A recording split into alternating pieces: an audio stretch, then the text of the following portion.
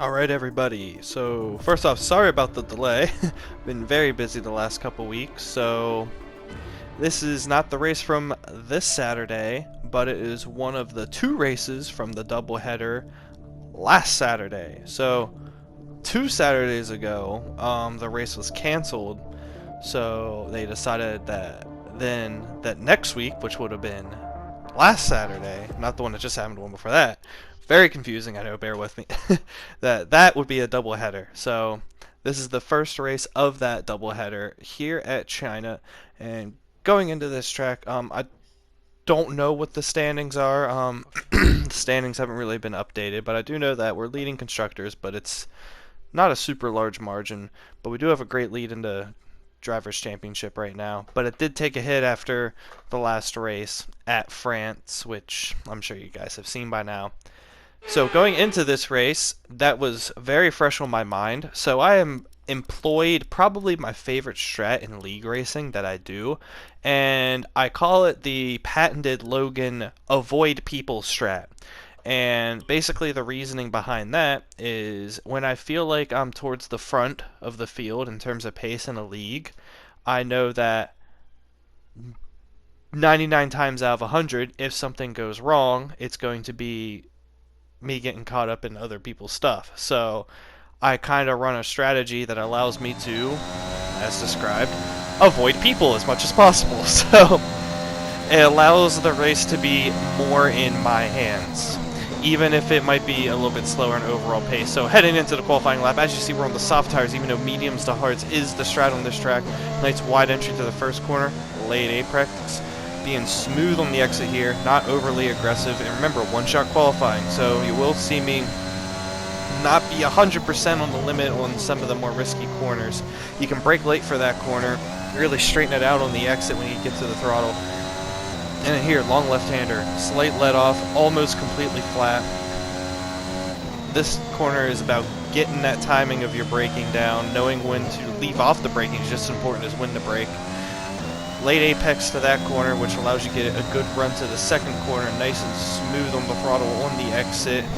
Here, avoid the inside curb. It clips the car and settles it, makes the rear end come around. And here, I opened up the steering a little bit, about 3/4 steering, 3/4 throttle, and that allows you to get the full throttle very quickly.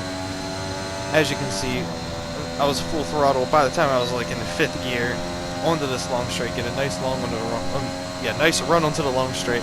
Hold R2, very important. Nail the braking spot. You can clip the inside curb, kind of helps rotate the car a little bit around. Use the wide part on the exit.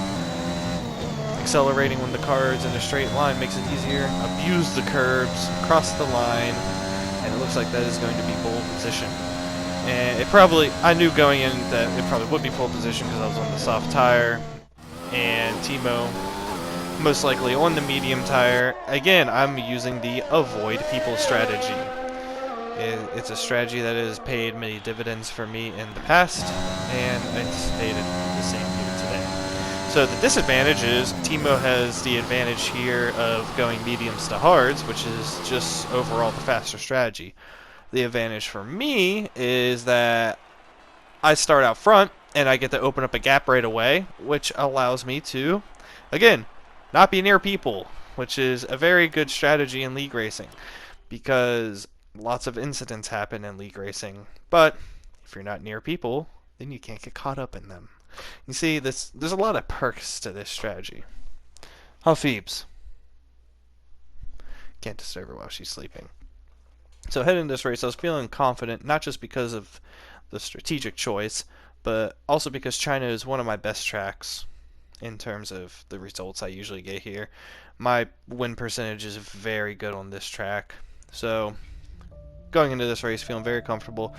Again, because my Drivers' Championship lead is much bigger than my Constructors' Championship lead, my focus on the Constructors, so I'm hoping to, again, take both championships. Got to get that fuel right. Always got to get the fuel and tires right. Always double and triple check to make sure you're on the correct strategy. And again, because temps are surface only, no formation lap. So you gotta make sure you're mentally on it right away. A lot of times I kind of forget and I'm kind of mentally relaxed, like, all right, formation lap time. And I see the red lights come, I'm like, oh shit, forgot. So yeah, always want to remember what league you're in and what the rules are. So going in here, I should get a good grid start compared to the competition, considering that I'm on softs and Timo behind me is on mediums. And we get a great launch off the line, nice smooth start, open up the gap right away. And again, this is the strategy. So though it will look boring or early on here, because I will obviously be pulling away early on the soft tires, this is a critical part of the race because I need to be pulling away while I am on the softer tire. If I'm on the softs and Timo's on the mediums and he just keeps up with me, that's going to be a bad time for me, because while I will get the undercut onto the hards, my hards will be much more worn out than his throughout the entirety of his stint. So that will be an issue long term. And also, if there's a safety car early on, that does kind of benefit me here, because you know, when you're on the softer tire, then I can just go to the hards, and then what I would usually lose in the tire strategy is just kind of nullified if we are within range, if a safety car comes out to go to the hards to the end. So yeah, early on, keeping things nice and smooth. Always got to be mentally ready to adjust going from low fuel to high fuel. And yeah, you can see me and Timo just absolutely gapped the field on this first lap. Must have been some battling or some mistakes with the cars behind. I'm keeping a close eye to make sure he's not within slipstream. I am willing to spend the juice early on to keep him out of slipstream, because I do not want to tow him along when he's on mediums and I'm on softs. If you're on softs and they're on mediums, you want to break away and not allow them to get any kind of advantage. Fortunately, the marshals have managed to clear it up in time, and there are no plans for a safety car right now. And yeah, virtual safety car here, and it's just a free opportunity to recharge the battery, just kind of calm down a bit, and save the tires as well. So I do feel like this helps me a little bit, because hey, every corner that I don't got to be on the limit on the soft saves them that little bit, which just makes my race time that much faster. So we take every little advantage we can get. As we pull it forward just a little bit, we are on lap 3 now. Matt Scotsman had already retired, so we went from 10 to 9 drivers in this race, and now we have a second virtual safety car, and I have no idea what caused this one. That's just Matt Scotsman there leaving the session. That was not when he DNF'd. Yeah, this is an opportunity. If this virtual safety car stays out for a long time to go to the hards, but I doubt that the virtual safety car will still be out by the time I get around to the pits again. But as you saw from Jeff's message there, these 2 virtual safety cars now have allowed me to save the tires just enough to extend the soft stint 1 more lap. And that's very uncomfortable there. The timing of the VSC coming in is very inconvenient. So when it ends right as you're going into a hairpin like that while Timo was on a straight, that is, you hate to see it, folks. That is something I wish they got a little bit more consistent going into next year's game. This is kind of a nitpicking thing, but when you're in high level league racing, those tenths make a difference. And on some hairpins on this game, as you're braking for the hairpin, like going slow, the delta will just kind of stay the same, stay the same, stay the same, and then when you get to the apex, it just shoots up or down, depending on the hairpin. Sometimes it's like, wow, you want me to slow down even more for this hairpin? And sometimes like, wow, you know, I'm just keeping the exact same delta while braking, and all of a sudden I'm down 2.2 seconds. Like, what the hell?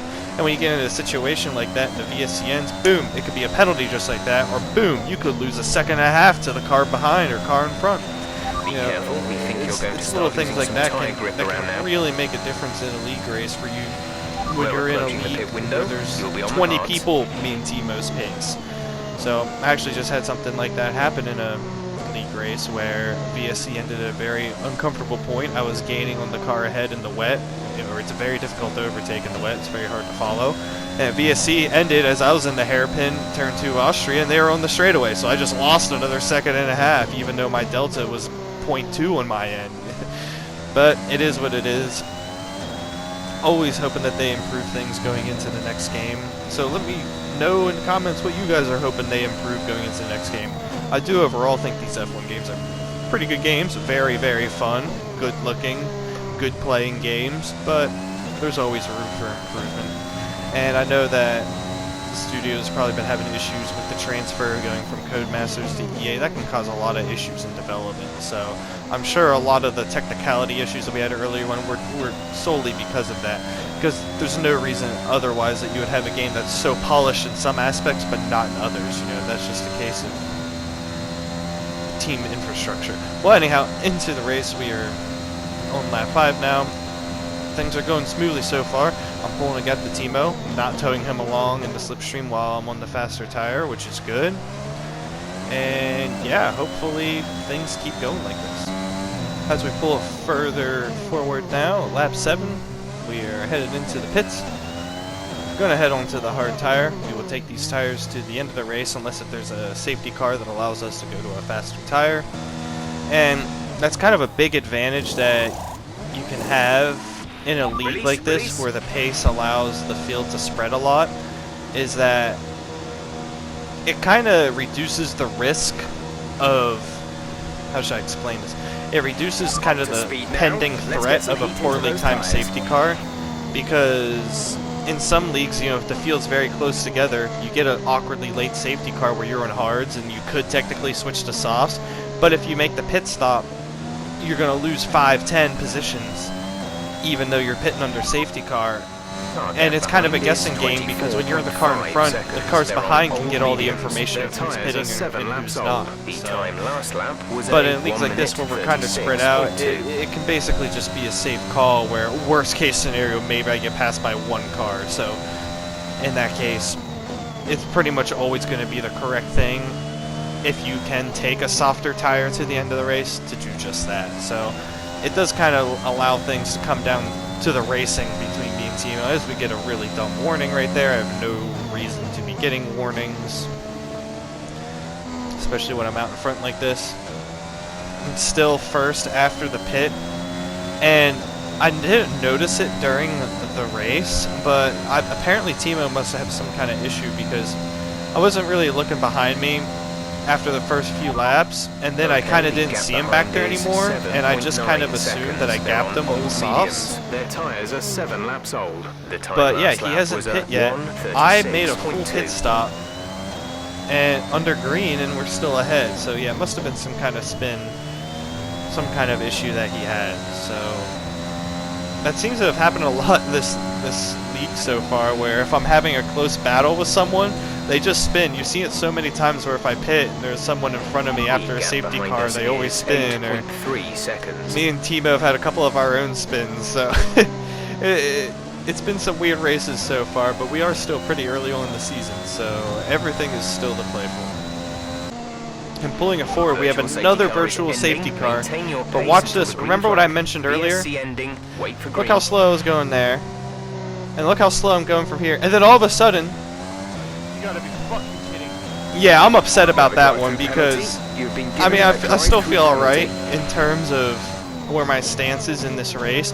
My frustration there is solely at the game. Like, I don't have the technology here to pause it right on that frame, but please go back and watch that. You saw I was green all the way until it went green, but it gave me a drive-through. I was green by multiple tenths. It wasn't even like I was green by a couple hundredths, and then all of a sudden it's like, nope, I guess you're getting a drive-through.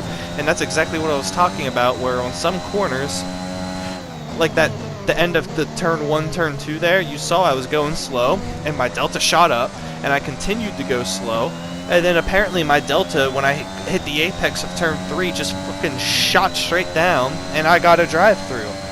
And it just makes it so hard to hold a consistent pace when the VSC pace is not consistent in itself. So now I gotta serve a drive-through, and usually speaking, when you have some kind of drive-through, you need to serve it immediately. And there's 2 reasons for that I'll get into. But I actually don't serve it on this lap, and the reason I do that is because I have a lot of ERS.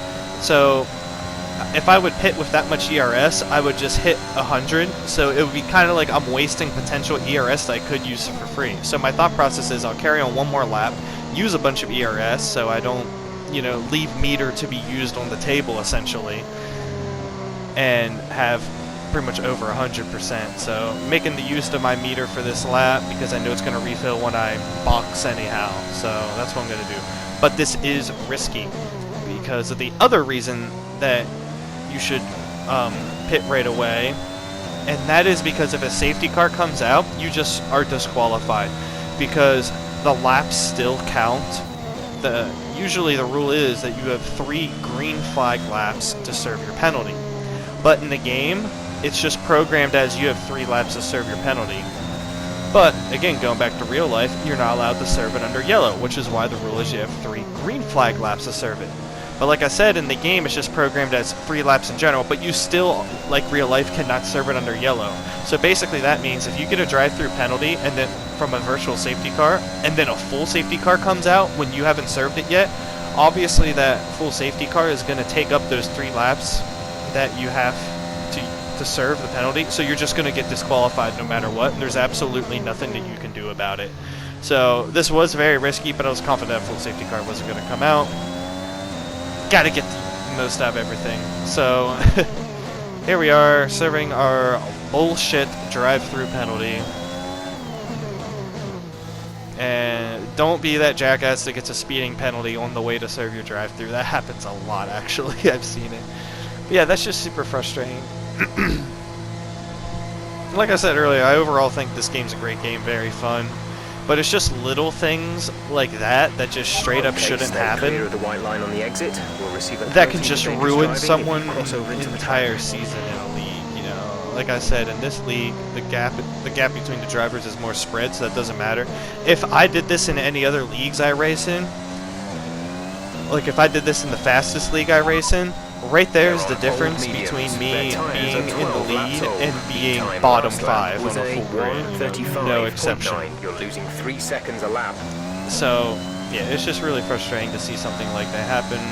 But now we're in 2nd place, and we got to catch back up. As we move forward to lap 16, still putting in fast laps, still trying to catch up. And unfortunately, our teammate has crashed out, so that is points that our team won't be getting. But the perk is that the safety car has now came out. Pitting this so lap, then come into the pits. We at the end of basically this get lap. a free pit stop. And with 12 laps to go, I'm thinking on the fly here. I think, yeah, softs don't make it 12 laps on this track, so we will be going to mediums, and we will be taking those mediums all the way to the end. As we pull forward here to the end of the safety car here, Team Oka launches early. We were kind of playing it safe with our gap. And yeah, now it's just down to me and him running it out to the end. But yeah, I was a little worried after the safety car because as you can see, Timo is on softs. And I am confident that softs wouldn't make it to the end, but still, when you see your competition ahead of you and on a faster tire, it's always going to be worrying. So, and I'm pretty sure under the safety car, MoJo got herself disqualified by, she thought that she could get her lap back, but the safety car hadn't said that you could get your lap back. And yeah, the safety car does not allow lap drivers through in online play, so you can't just go by. And she passed the safety car under safety car, and it disqualified her, which is really frustrating to see. But it's one of those things that, yeah, I guess she just didn't know about it. You can't really blame her for being new to the game. So yeah, that's a frustrating thing that safety cars don't let you buy an online play. I wish it did. I've had many situations where lap cars get in my way under safety car. But yeah, as you can see, we are down to 6 drivers, an old school Gran Turismo lobby, I like to say. And now we got to run down Timo. We only got, including this lap, 9 laps to do it, but he's on soft tires. I'm hoping that my mediums stay pretty good the whole time, and his softs will die off rather quickly, so we can make this overtake and still salvage a win out after the, we'll just say, suspect drive-through penalty that we received. We get now lap 22, I have been able to slowly close the gap as my mediums stay fresh and his softs wear, and I'm pretty sure here's where we finally get into the DRS zone, which is great signs for us in terms of our chances of winning this race. Actually, with this run, I might be able to make this overtake here. Plenty of straight to work with, but it looks like we're not going to get it done here. No need to risk it. And maybe we can get a good run onto the front straight and make it happen there. Yeah, this is our championship rival. Even though we have a lead, you still don't want to sit back and just let wins go away when they're on the table. And we're side by side here. A little sketchy, but we're able to get ahead before this corner. This corner can be real tricky to go side by side, and since there's so many lines people can take, and he's gonna fight it back here, we're gonna hug the inside, make sure we give him room on the outside. And yeah, that looks like the job done, and he spins it out, getting on the throttle. And again, I'm gonna call it the Logan curse. In this league, it seems like every time I get near a driver, they spin out. It's like I'm putting a hex on people. I swear I'm not doing anything, guys. I swear. Yeah, how many times has this happened now? 5, 6 times that a car I get near someone. My first actual on-track battle of the race, and then the car spins. Like I said, I swear I'm not doing anything, guys. So yeah, you hate to see that. It's got to be frustrating for him. And now we just got a wide open track and a gap, and this is how you want to start your first day of the doubleheader. Well, not first day, first race of the day of a doubleheader. A little bit of a catastrophe there with that drive-through, but the catastrophe was averted. And, you know, like I say, we take those. Sometimes races just kind of fall into your lap. So, yeah, this race was a very weird one, but as you'll see, this will pretty much be the end of this one. We don't have a penalty or anything. We are on fresh tires, gap to the rest of the field, and we can just cruise our way to the checker flag. And yeah, like I said, that race was pretty much over there. Final lap. Pulling around for the checker flag, pick up another win.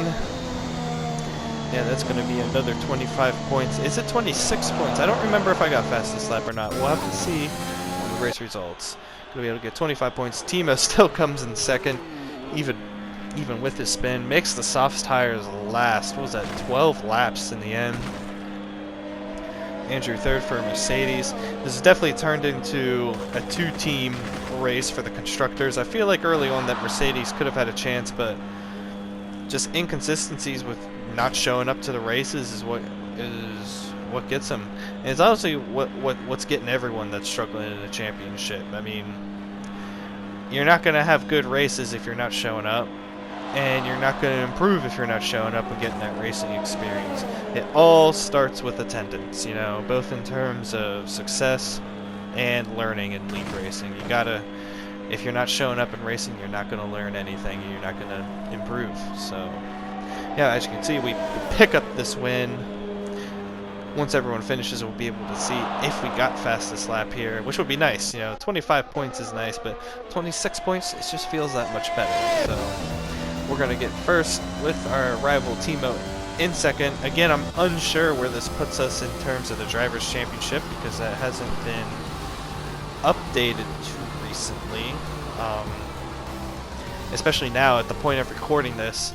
This is after the doubleheader had happened and the following race. So we have the doubleheader that was this day, which was China and Mexico, and then the following race after that, Australia. And yeah, it's been a hot minute since the numbers have been updated. I'm really interested to see especially the constructors, because I know that's the one that's going to be more of a problem to be able to clinch out.